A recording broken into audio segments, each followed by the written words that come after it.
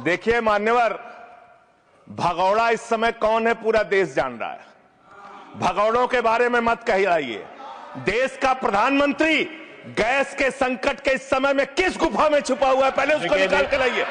पहले उसको निकाल के लाइए। प्रधानमंत्री किस गुफा में छुपे हुए हैं? प्रधानमंत्री के बारे में आप हमारे ऊपर टिप्पणी कर रहे हैं, का प्रयोग नहीं करेंगे। आप हमारे ऊपर टिप्पणी कर रहे हैं, ये आप हमारे ऊपर टिप्पणी कर रहे हैं।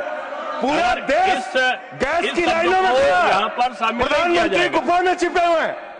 प्रधानमंत्री को निकाल के लाइए, प्रधानमंत्री को निकाल के लाइए। मुद्दों पे बात नहीं करेंगे। इस्तेमाल किया है, ये शब्द ठीक नहीं है। अरे मान्यवर, आप मेरा समय जा रहा है। मान्यवर महोदय, मान्यवर मेरा समय जा रहा है, कृपा करके समय। जी राम जी पर रात को 1:30 बजे तक मैंने चर्चा सुनी और जब उत्तर देने की बारी आई तो विपक्ष भाग गया था। इसलिए मैं निवेदन कर रहा हूं कि रहना जरूर, एक एक चीज का जवाब दूंगा, एक एक चीज का। दूसरी चीज है, जो भगोड़ा शब्द है उसको उसमें शामिल नहीं करेंगे। जी मान्यवर, बात करते हैं ग्रामीण विकास की आप बात कर रहे हैं।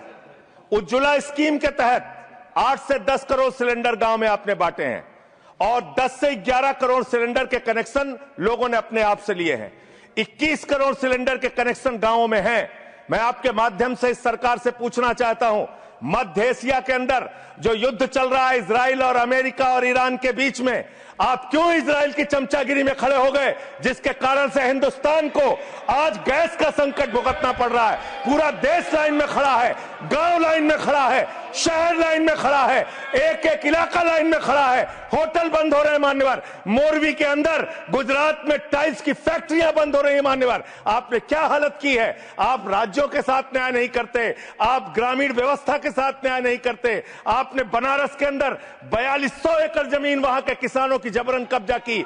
2013 का जो अधिकरण का नियम है, वो नियम आपने लागू नहीं किया। वहां लाठियों से किसानों को पीट के प्रधानमंत्री के संसदीय क्षेत्र में जमीनें कब्जा करने का काम आपने किया। जो पंजाब पूरे देश का पीडीएस सिस्टम चलाता है, 50% भागीदारी पंजाब के किसानों की होती है। आपने पंजाब के रूरल डेवलपमेंट का 8000 करोड़ रुपए मार के बैठे हुए। आप बताइए क्यों आपने पंजाब का हिस्सा नहीं दिया, क्यों आप वहां के साथ सौतेला व्यवहार कर रहे हैं। बताइए इस देश को और पंजाब के लोगों को। वहां पर बाढ़ आई, आप भी गए थे मंत्री जी वहां पे दुख जताने के लिए। आपने वहां की भयावह परिस्थितियों को देखा था। बावजूद इसके 1600 करोड़ रुपए की मदद आपने घोषित की थी, 16 पैसे आपने पंजाब को नहीं दिए। 16 पैसे। यह आपकी दुर्भावनापूर्ण नीति है जो राज्यों को भुगतनी पड़ रही है, जो देश को भुगतनी पड़ रही है। और ग्रामीण विकास के नाम पर आपने इस देश के गांव में रहने वाली जनता को लगातार धोखा देने का काम किया है,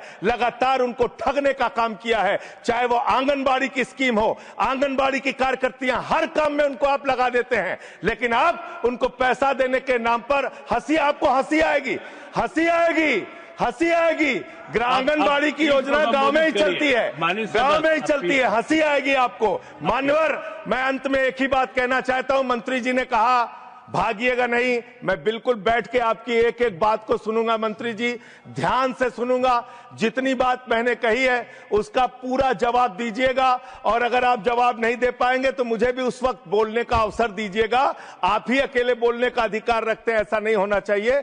और दूसरी बात मान्यवर, दूसरी बात, इस समय भगौड़ा कौन है, ट्रंप की गुलामी कौन कर रहा है, पूरा देश देख रहा है। माननीय, जो भी इस चर्चा के दौरान जो भी सदस्य असंसदीय शब्द आया होगा वो शामिल नहीं होगा चर्चा में।